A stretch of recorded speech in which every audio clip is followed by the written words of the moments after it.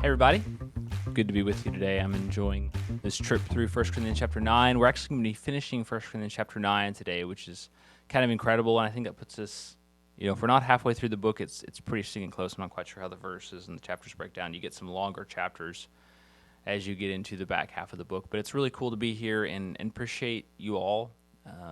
This podcast benefits you, obviously. Share it and support it with whatever digital presence you've got, but I want to encourage you, if you get the chance to, and you think to, love for you to pray for us. Here at 15 Minutes to Big Idea at the Mended Collective, we're part of this mission to try to advance the gospel and do this in a way that's helpful to people and is in the current place. And so it would mean the world to us. If this mission means something to you and you think it has value, if you think it has value in the kingdom, to pray for God to bless this. And if you think it doesn't have value in the kingdom, that's probably a better reason to pray, actually, if you think about it. But in all seriousness, regardless, we're so thankful for all you that listen and tune in. This just continues to grow, and we're so blessed by all your work and the team we've got here. So today we want to look at 1 Corinthians chapter 9, verse 24 to 27. 1 Corinthians 9, verse 24 to 27. Do you not know that those who run in a race all run, but only one receives the prize? Run in such a way that you may win. Everyone who competes in the games exercises self-control in all things. So they do it for a perishable wreath, but we an imperishable. Therefore I run in such a way as to not run aimlessly. I box in such a way as to avoid hitting air. But I strictly discipline my body and make it my slave, so that after I preach to others, I myself will not be disqualified. Today, we cap off this section of Paul's arguments on why the Christians, specifically the Corinthians, should not participate in feasts of idols, especially those feasts that happen on temple grounds. This started with some Christians who rightly understood the transcendence of the one true God, the Father, and the Lord Jesus Christ, and the nothingness of idols, and thought that doctrine of those truths entitled them to go hit up these buffets in pagan temples. Paul works to cultivate compassion for their fellow Christians who do not have this knowledge, and he wants them to realize that true maturity and knowledge manifests in love, not with inflated self-importance or insertion.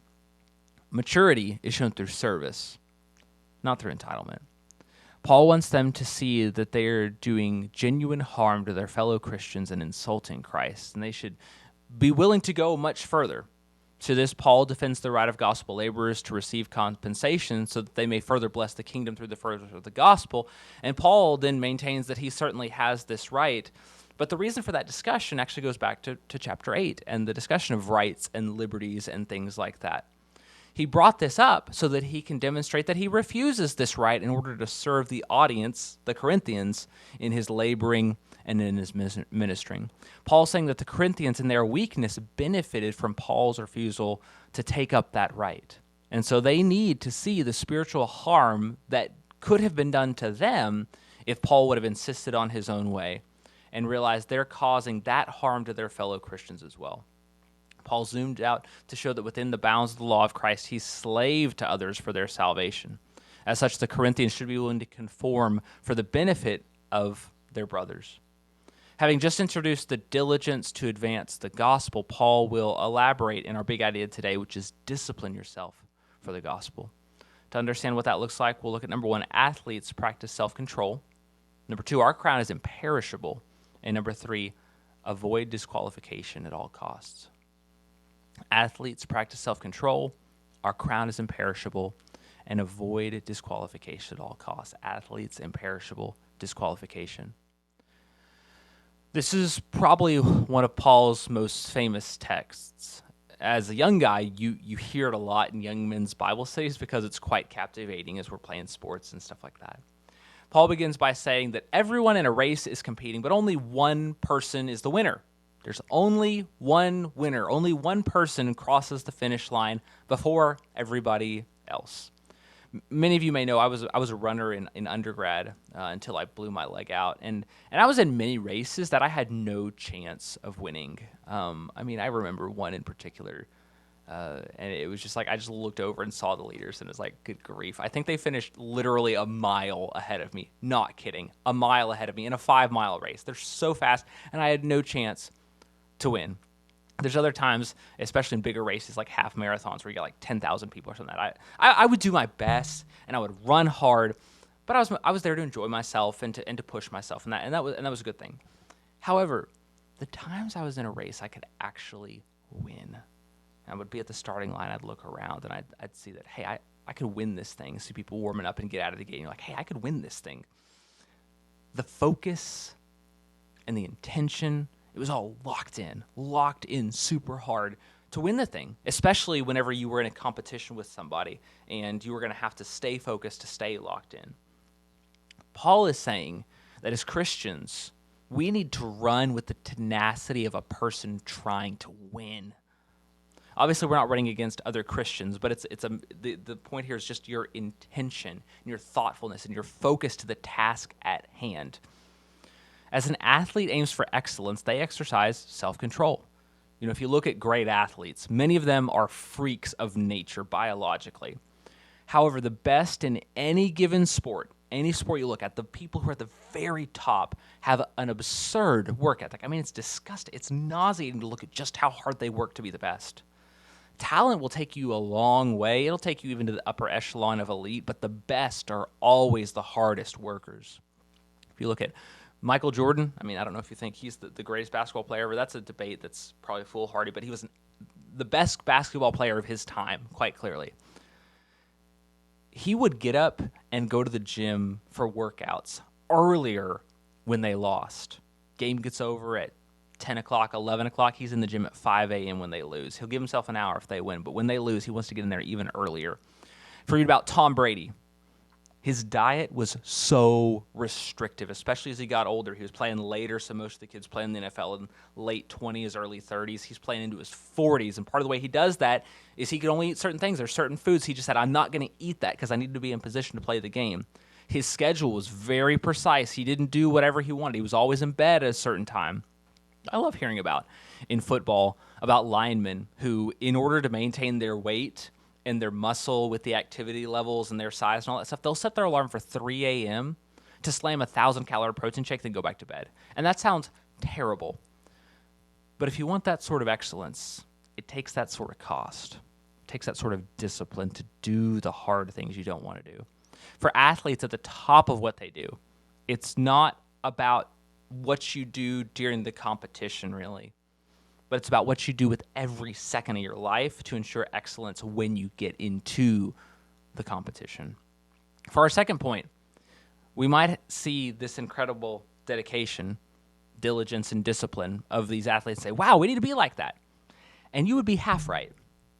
Paul says that they do this for a perishable wreath, but our reward in the gospel is imperishable. This wreath probably refers to the common prize that was given to people who won the games of the day, a reference to the Isthmian Games that were held every year in honor of Poseidon, actually in Corinth. So the winners, they would receive this wreath, and it was representative status that brought honor to the people, and it was an object that Christians would be well aware of. I know the previous translations have crown, but that's probably not like the right picture so much as wreath, but it's still representative of an honor, of a prize that goes to a person for winning this. To kind of bring this to today, it's more about the honor than the actual cost of the item. Today we might think of the Lombardi Trophy, or the Stanley Cup, and by Stanley Cup I mean the hockey trophy, not the tumbler. Although that would make a great prize for a 5K organizer if you want to think about it. Cool to win a race and get a Stanley tumbler. It'd be pretty cool.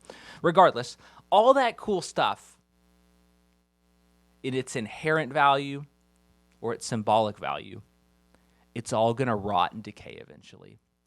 It's all going to go away. Our prize in the gospel, our reward in the gospel is even greater. And so we should be called to a higher level of diligence. Even if you're not an athlete, consider the tasks or times you've exerted mental effort and focus. For whatever purpose that was, maybe in a noble purpose, the gospel is a greater end. We need to certainly examine and emulate the focus of athletes, but we don't need to have equality. We need to surpass them in diligence. If you think about all the effort of the athletes and the coaches and the training staff and the team owners, there's so much collective effort that goes for that prize that's going to go away. And as I look at my life, I'm somewhat ashamed of my current lapses in concentration and the need to do better because our prize is imperishable. It doesn't go away. For a final point, Paul brings this around to talk about his personal dedication. Paul says, I don't run aimlessly. That is, he focuses on his course. He's mentally engaged. He says he's like a boxer who's locked in. He's not swinging wildly, just hoping to hit something with a plethora of punches, but every jab, every strike, every cross, every uppercut, whatever it is, they're all intentional. Every step is meaningful. Paul's not concerned with just random spiritual activity to pacify his desire to be a little spiritual, but it's focused, directed, deliberate in everything he does. This means he brings himself into subjection and makes his body his slave. He tells his body where to go, when to go, and what to do in the service of the gospel instead of being a victim of his biological impulses.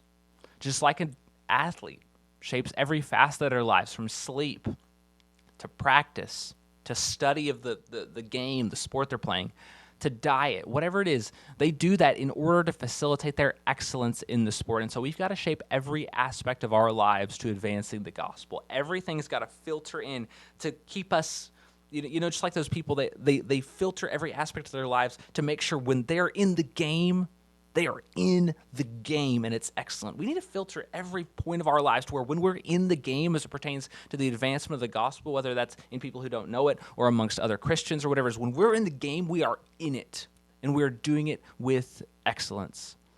Paul is saying he makes sure that he doesn't lose a single step because every step matters. A lot of times we think about small things we do that trip us up, and we say, oh, that doesn't matter. It just kind of slowed me down a little bit, but they most certainly do. If you were in a race where you lost in a photo finish, you would look back at every step and try to figure out if you could have squeezed out just a little bit more energy. Another little bit here to get me across the finish line first. Lapses in concentration really do matter, and we can't write them off. In fact, Paul says that this is necessary to keep us from becoming disqualified. Every single gospel worker's path to disqualification, whether that be unfitness to preach the gospel or being outside of Christ, began with one choice to not be disciplined. One choice to not be disciplined. I think Paul certainly means that sin can render us unfit for work, but I also would suggest that he means in any situation of laboring for the gospel, a lack of focus can shut a door so that someone's not receptive to Jesus Christ, and we're unqualified or we're disqualified from them, the chance to share Christ with them because of our lack of focus and how to be the best servant to them. And this is an awesome text. I'd love to spend more time here. Couldn't quite figure out how to make that work. So we'll spend the time here we have. But to think about the emphasis that athletes putting on winning their prize, the chase to be the best. But we can think more generally about human ingenuity and achievement. Think about all the effort people put into space travel, building a building, becoming a leader of a country through election or force or any other human pursuit that there could be. All of them are perishable. And as I look at this text, I kind of mentioned before, I'm really embarrassed to acknowledge that my dedication to the gospel and living for Christ and my personal holiness pales in comparison to the way people strive for these things that are going to fade. As such, we need to be people of discipline and intentionality in all that we do. Self-control isn't a muscle that you just can exercise spiritually and then have your self-control off. Other way, it inundates and it transcends and it permeates every decision that you make. You can't just say, oh, I'm going to live a disciplined spiritual life and then live undisciplined lives for the rest of it. Your self-discipline is the same across the board. And so I want to encourage you to honor the transcendence of the mission of Christ by having a transcendent diligence for it. And I don't have this in my notes, but I do want to say this. I want to encourage you with this, that this is especially important in our digital age. And, I'm sitting here in 2025, and it may be worse in 10 years or 15 years, 20 years, and look back, it was just like right in this moment, we've had more distractions than we've ever had. And we may look back in 10 or 15 years and say, wow, we thought we had distractions then, but right now, we've got as much as we've ever seen. And our phones and the algorithms and the things competing for our time and our attention is hardwired to steal your attention and to get you off track. In many ways, I feel like for us as a people right now, and as the people of God more generally, like it's it's the challenge of not being distracted by all the digital things that are going on. And want to encourage you to surround yourself with good content, but we've got to stay disciplined on this. It's the little things. It's the doom scrolling that stays a little too long. It's the video that's borderline inappropriate that you stay on a little too long, but then the algorithm knows that you kind of liked it because you stayed on it a little too long, so it shows you another one. But you've invested in that one, you stayed in that one a little too long, and all of a sudden you're spiraling into a web of content that you never imagined. It isn't helpful, and you're on the sidelines. You're out of the game. And so I want to encourage you, our cell phones and digital technologies, this is absolutely a tool. Yeah, absolutely. It's all, not saying we got to burn these things down, but we've got to live a life of discipline towards these things, or else you'll see yourself completely disqualified for the service of the kingdom. So do you live a life of discipline? Do you live according to structure? Are you disciplined in your habits of Bible study, prayer, fellowship, church attendance? Do you place these habits unshakably in your routine and make sure everything else moves around them? Are you disciplined in other areas around food, social media usage, exercise, sleep, and so forth? Is your spiritual life suffering from a general lack of self-control that you go into random spurts and starts and stops? Or are you consistent in what you do? Are you steady in what you do? Do you declare the surpassing value of our imperishable crown, our wreath, our reward by your diligence? Or does your distractibility testify to quite the opposite? Thanks so much for joining us today here at 15 Minutes into Big Idea. Today's big idea: discipline yourself for the gospel.